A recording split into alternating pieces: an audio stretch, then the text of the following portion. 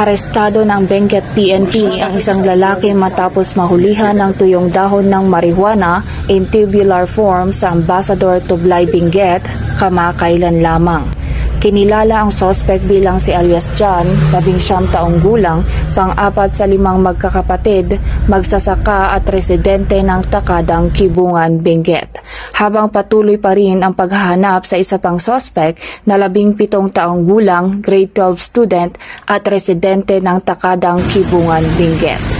Habang nagsasagawa ng mobile patrol ang mga tauhan ng Tublay Municipal Police Station, napansin nila ang isang sasakyan na tila nasiraan sa gilid ng kalsada.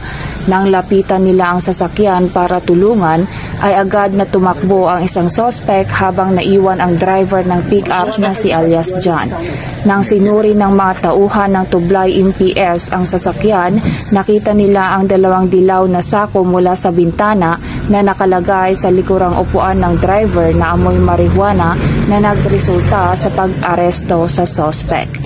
Nakumpiska mula kay alias John ang 27 piraso ng tuyong dahon ng marijuana na nakabalot sa black trash bag at tape na tumitimbang ng 27,000 gramo at tinatayang nagkakahalaga ng 3,240,000.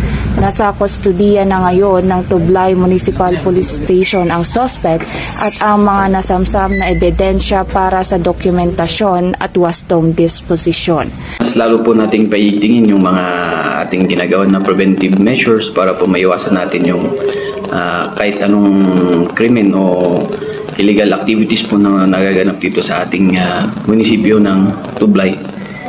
Gaya ng sinasabi ng